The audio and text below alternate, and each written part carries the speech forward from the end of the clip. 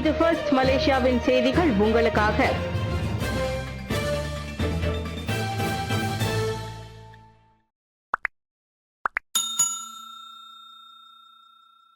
OneMDB வழக்கு நஜீப்புக்கு 15 ஆண்டுகள் சிறை, 11.38 பில்லியன் ரிங்கெட் அபராதம்.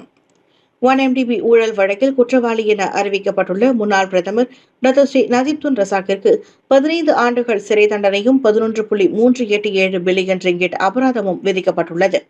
மணிக்கணக்கில் தீர்ப்பை வாசித்த பிறகு புத்திரஜயா உயர்நீதிமன்ற நீதிபதி காலின் லாரன்ஸ் ஷேக்வாரா நேற்று அதனை அறிவித்தார். SRC இன்டர்நேஷனல் வழக்கில் தற்போது நஜீத் அனுபவித்து வரும் 6 ஆண்டுகள் சிறை தண்டனை முடிந்த கையோடு 2028 இந்த புதிய தண்டனை காலம் தொடங்கும். அபராதத்தை செலுத்த தவறினால் கூடுதலாக 270 மாதங்கள் அவர் சிறையில் இருக்க வேண்டும் என நீதிபதி அறிவித்தார். 4 அதிகார துஷ்பிரயோக குற்றச்சாட்டுகள், 21 பண மோசடி குற்றச்சாட்டுகள் என அனைத்து 25 குற்றச்சாட்டுகளிலும் நஜீப் குற்றவாளியே என உயர்நீதிமன்றம் முன்னதாக தீர்ப்பளித்தது. 2.28 பில்லியன் ரிங்கிட் பணம் OneMDB நிதியிலிருந்து அவரது தனிப்பட்ட ஆம்பேங்க் வங்கி கணக்குகளுக்கு மாற்றப்பட்டதை நீதிமன்றம் கண்டறிந்துள்ளது. அப்பணம் அரேபிய அரச குடும்பம் கொடுத்த நன்கொடை என நஜீப் தரப்பு முன்வைத்த வாதம் பொய் என உறுதி செய்த நீதிபதி OneMDB நிர்வாகமே சதி செய்து தம்மை ஏமாற்றிவிட்டதாக கூறியதையும் நிராகரித்தது. இதையடுத்து அதிகார துஷ்பிரயோகம் தொடர்பான 4 குற்றச்சாட்டுகளுக்கும் தலா 15 ஆண்டுகள் சிறை தண்டனை விதிக்கப்பட்டது. எனினும் அனைத்தையும் ஏக காலத்தில் அனுபவிக்க நீதிபதி உத்தரவிட்டார். அதே சமயம் 21 பண மோசடி குற்றச்சாட்டுகளுக்கும் தலா 5 ஆண்டுகள் சிறை தண்டனை அறிவிக்கப்பட்டது. சமூக ஊடகங்களுக்கு ஜனவரி 1 முதல் சாண்ட்பாக்ஸ் ஒழுங்குமுறை சோதனை, ஃபாமி அறிவிப்பு. அரசாங்கம் சமூக ஊடகங்களுக்கு புதிய சாண்ட்பாக்ஸ் ஒழுங்குமுறை சோதனை திட்டத்தை வரும் ஜனவரி 1 முதல் அறிமுகப்படுத்துகிறது. தொடர்பு துறை அமைச்சர் டத்தோ ஃபாமி ஃபாட்சில் இதனை தெரிவித்தார். சாண்ட்பாக்ஸ் என்பது புதிய கொள்கைகள் அல்லது தொழில்நுட்பங்கள் நாடு முழுவதும் அமல்படுத்துவதற்கு முன் கட்டுப்படுத்தப்பட்ட சூழலில் அவற்றை பரிசோதிப்பதாகும். அதன்போது குழந்தைகள் உள்ளிட்ட பயனர்களின் பாதுகாப்பை உறுதி செய்வதற்காக ஃபேஸ்புக் போன்ற தளங்களுடன் இணைந்து வயது சரிபார்ப்பு முறைகள் சோதிக்கப்படும். ஆஸ்திரேலியாவில் 16 வயதுக்கு குறைவானவர்களுக்கு சமூக ஊடகம் தடை செய்யப்பட்ட நிலையில் மலேசியா அதுபோல ஒரேடியாக தடை விதிக்காமல் தளங்களின் ஒத்துழைப்புடன் பாதுகாப்பு நடவடிக்கைகளை சோதித்து பார்க்கிறது. சில மாதங்களுக்கு நீடிக்கும் என எதிர்பார்க்கப்படும் இந்த சாண்ட்பாக்ஸ் சோதனை காலத்தில் பல்வேறு முறைகள் பரிசோதிக்கப்பட்டு பயனர்களின் தனி உரிமை மற்றும் பாதுகாப்பு உறுதி செய்யப்படும். வெற்றிகரமான செயல்பாட்டால் முழுமையான சட்ட அமலாக்கம் பின்னர் நடைமுறைக்கு வரும் என்றார் அவர். வங்காளதேசத்தில் தொடரும் வன்முறைக்கு செனட்டர்கள் லிங்கேஸ்வரன், சிவராஜ் கண்டனம். சிறுபான்மையினர் உரிமை பாதுகாப்பை உறுதி செய்ய வலியுறுத்து. வங்காளதேசத்தில் இந்து சிறுபான்மையினரை மக்கள் கூட்டம் கொன்று உடலை எரித்த கொடூர சம்பவம் குறித்து மேலவை உறுப்பினர்களான டாக்டர் லிங்கேஸ்வரன் ஆர் அருணாச்சலமும் டத்தோ சிவராஜ் சந்திரனும் கடும் கண்டனமும் கவலையும் தெரிவித்துள்ளனர். DAPயை சேர்ந்த செனட்டர் லிங்கேஸ்வரன் பாலஸ்தீனுக்கு ஆதரவாக மலேசியா எடுத்த உறுதியான நிலைப்பாடு போல மற்ற சிறுபான்மையினரின் பாதுகாப்புக்கும் அதே நிலைப்பாடு எடுக்க வேண்டும் என வலியுறுத்தினார். வங்காளதேச இந்து ஒருவர் உயிருடன் எரிக்கப்பட்ட கொடூர சம்பவம் மனித உரிமை மீறல் என கண்டித்த அவர், இங்குள்ள வங்காளதேச தூதரகத்திடம் மலேசியா கடும் எதிர்ப்பை பதிவு செய்ய வேண்டும் என ஜெலத்தோங் MP RSN ராயர் வலியுறுத்திய கோரிக்கையையும் ஆதரித்தார். மத அடையாளத்தால் யாரும் தாக்கப்படக்கூடாது என்றும் அவர் சுட்டிக்காட்டினார். இவ்வேளையில் செனட்டர் டத்தோ சிவராஜ் சந்திரன் இந்த சம்பவத்தில் மலேசியா மௌனமாக இருப்பது கவலைக்குரியது என கூறினார்.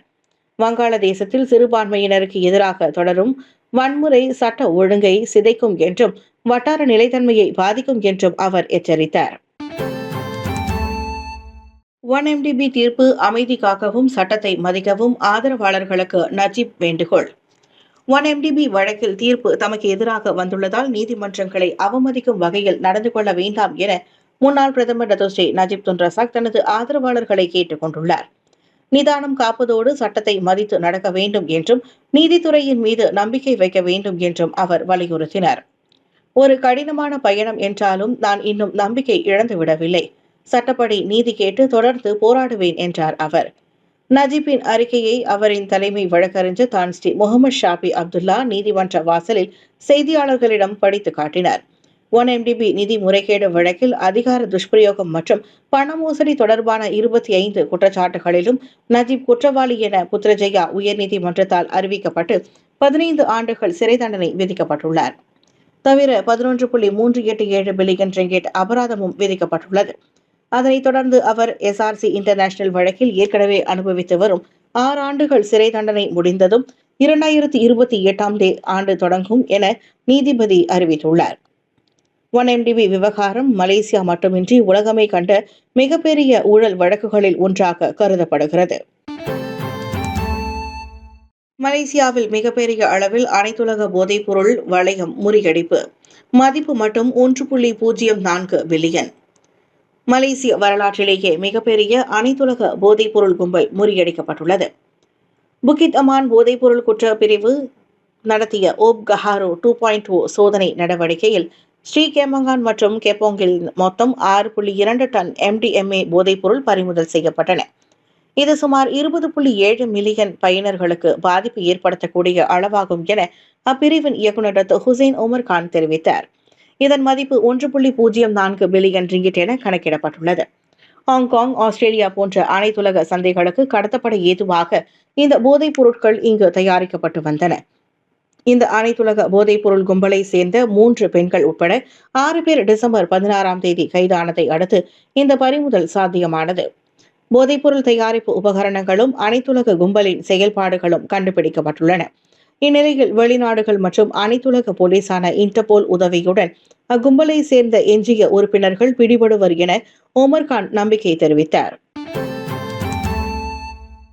MH370 விமானத்தை தேடும் நடவடிக்கை டிசம்பர் 30ஆம் தேதி முதல் தொடங்கும்.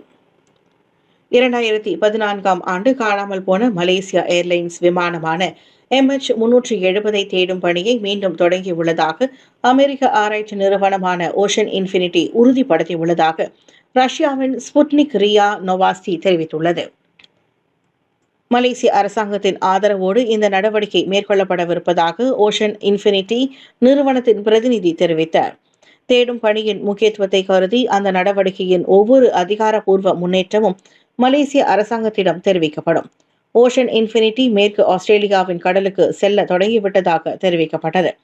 86 மீட்டர் நீளம் கொண்ட சிங்கப்பூரில் பதிவான அந்த கப்பல் குவினானா துறைமுகத்திலிருந்து டிசம்பர் 23ஆம் தேதி புறப்பட்டதாகவும் தற்போது அக்கப்பல் இதற்கு முன் MH விமானம் காணாமல் போனதாக கூறப்பட்ட இந்திய பெருங்கடலை நோக்கி தேடும் நடவடிக்கையில் ஈடுபடும். கோலாலம்பூரில் இருந்து பீஜிங்கிற்கு 227 பயணிகள் மற்றும் 12 பணியாளர்களை ஏற்றி சென்ற MH370 விமானம் 2014ஆம் ஆண்டு மார்ச் 8ஆம் தேதி அதிகாலையில் காணாமல் போனது. 379 மருந்தாளர்களுக்கு நிரந்தர நியமனம். மடானி அரசுக்கு நன்றி தெரிவித்தது மலேசிய மருந்தாளர் சங்கம். 2021ஆம் ஆண்டு முதலான ஒப்பந்த மருந்தாளர்களின் வேலை நிலை குறித்து நடவடிக்கை எடுப்பதற்காக மடானி அரசாங்கத்துக்கு மக்கள் மலேசிய மருந்தாளர்கள் சங்கமான MPS நன்றி தெரிவித்துள்ளது. 379 மருந்தாளர்கள் நிரந்தர நியமன கடிதம் பெற்றுள்ளனர். மற்றவர்கள் 1 வருட ரிசர்வ் பட்டியல் நீட்டிப்பு பெற்றுள்ளனர். இந்த விவகாரத்தை மேலவையில் எழுப்பிய செனட்டர் டாக்டர் லிங்கேஸ்வரனுக்கு சங்கம் நன்றி தெரிவித்துள்ளது. அதே நேரத்தில் சபா, சரவாக், லாபுவான் பகுதிகளில் பணியாற்றும் மருந்தாளர்களுக்கு வழங்கப்படும் BIW வட்டார ஊக்கத்தொகை தொடர்பான பிரச்சினையை அரசாங்கம் விரைவில் தீர்க்க வேண்டும் எனவும் MPS வலியுறுத்தியது. நீண்டகால நிலைத்தன்மை மற்றும் பராமரிப்பின் தொடர்ச்சியை உறுதி செய்வதற்காக ஒருங்கிணைந்த தரவு சார்ந்த பணியாளர் வியூகமும் அவசியம் என MPS கூறியது.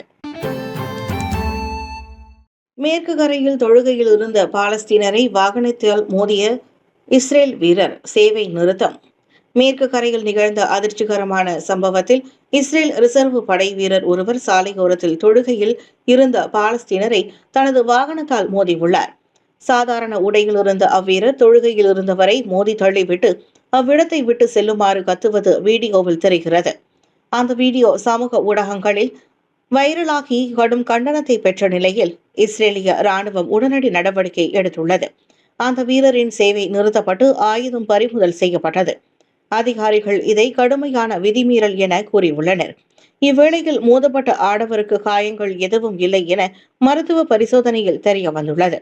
தொழுகையில் இருந்த ஆடவரை குறிவைத்து தாக்கியதால் பாலஸ்தீனர்களிடையே கடும் அதிருப்தி எழுந்துள்ளதோடு மேற்கு கரையில் நிலவும் பதற்றத்தை இச்சம்பவம் மீண்டும் வெளிப்படுத்துகிறது. கெமமானில் வாகனம் மோதி 250 கிலோ ஆண் தாப்பீர் உயிரிழப்பு. தெலங்கானா கெவமானில் 250 கிலோகிராம் எடையிலான ஒரு ஆண் தாபிர் சாலை விபத்தில் உயிரிழந்த நிலையில் கண்டெடுக்கப்பட்டுள்ளது. வாகனம் மோதியதால் இச்சம்பவம் ஏற்பட்டிருக்கலாம் என பெர்ஹிலித்தான் வனத்துறை அதிகாரிகள் தெரிவிக்கின்றனர். கோலாலம்பூர் குவாந்தான் சாலையில் உள்ள கிஜால் பகுதியில் நேற்று காலை சுமார் 11:40 மணியளவில் ஓட்டுநர் ஒருவர் இந்த தாபீரின் உடலை கண்டு அத்தகவல் அளித்தார். பின்னர் சம்பவ இடத்திற்கு வந்த அதிகாரிகள் ஆய்வு மேற்கொண்டதில் வாகன மோதலுக்கான அடையாளங்கள் காணப்பட்டதாக கூறினர். கடந்த 6 மாதங்களில் தெலங்கானாவில் கொல்லப்பட்ட 2வது தாபீர் இதுவாகும். மலேசியாவில் தாபீர்கள் பாதுகாக்கப்பட்ட வனவிலங்குகளாகும். இந்நிலையில் காடுகளுக்கு அருகில் உள்ள சாலைகளில் விலங்கு வாகன விபத்துகள் தொடர்ந்து நடைபெறுவது கவலை அளிப்பதாக கூறிய அதிகாரிகள் வனப்பகுதிகள் அருகே பயணம் செய்யும் போது அதிக கவனத்துடன் வாகனம் ஓட்ட வேண்டும் என பொதுமக்களுக்கு அறிவுறுத்தினர்.